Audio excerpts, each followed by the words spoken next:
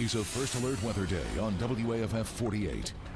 All right, Jeff, it's been coming down all day. It looks actually to be clearing, at least here in this camera behind us, but we are really not out of the woods just yet. We're not. Even if the rain temporarily comes to an end like it is in Huntsville right now, we're not done with the potential for severe weather. Still tracking more in the way of strong storms possible for tonight, but even a better chance for tomorrow. Rainfall totals always get lost in the mix because, you know, you have what you had last night, the vivid lightning, you know, the possibility of tornadoes with tornado warnings, sirens going off. But through it all, it poured like cats and dogs last night. Rainfall totals up to 3 inches. And obviously we had flash flooding taking place across the area. And even though the rain is taking a little bit of a break for parts of the area this afternoon, the rivers still run high. And Flint River of Brownsboro will crest sometime Saturday morning. And the Paint Rock River near Woodville will crest sometime as we go into Friday morning. And the Big Nance Creek is also running high as well in Cortland. So the rivers will stay flooded, and banks overflowed, and that's for creeks too. Continue to track that as we go in the next 24 to 48 hours. Temperatures, notice this though, it's a big part of the forecast here.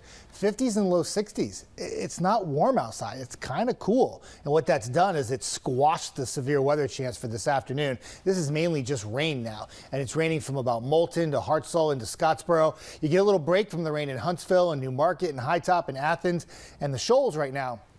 No rain for you. And if you have a temporary break in the rainfall, you know, you have a situation where it's going to come back tonight. The biggest question, though, do we pop severe weather tonight? I think the threat stays low. But with a frontal boundary that's going to be swinging through the area tonight into tomorrow, the potential for a round of very thin line of thunderstorms tomorrow morning that could pop a few embedded tornadoes and gusty winds. Once the front moves east, behind it, it's not thunderstorms producing winds. It's actually just what we call gradient winds or the tightness of the air around the low pressure with a high pressure moving in. All it means for you at home means another stormy day tomorrow, and why tomorrow is also a first alert day. Now, storm timeline, 8 a.m. to 11 a.m. I know we have some storms tonight, but the bigger concern comes tomorrow morning, 8 a.m. to 11 for west, 9 a.m. to noon for areas in the orange, and 10 a.m. to 1 p.m. for areas east. It's a quick moving line that produces some gusty winds and the chance for an isolated tornado. So timing it out for you. The rain we have now moves on out. You'll notice a little scattering of showers and storms tonight.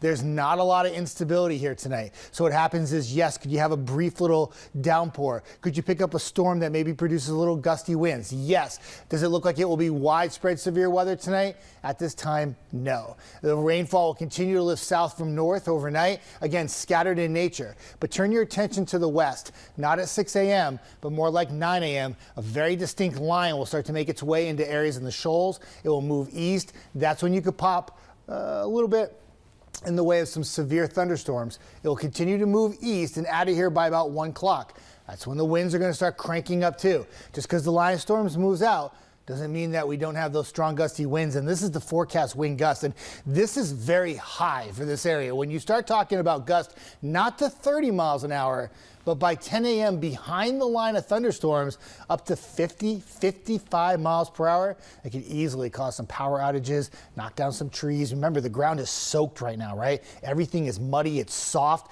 Those trees are very vulnerable right now, and those winds will continue into the afternoon and eventually taper off Friday evening. That is why a wind advisory is in place for the valley for the day on Friday. Now, good news is once we get to the weekend, it dries out, looks a lot better. Temperatures in the 60s both Saturday and Sunday. All right.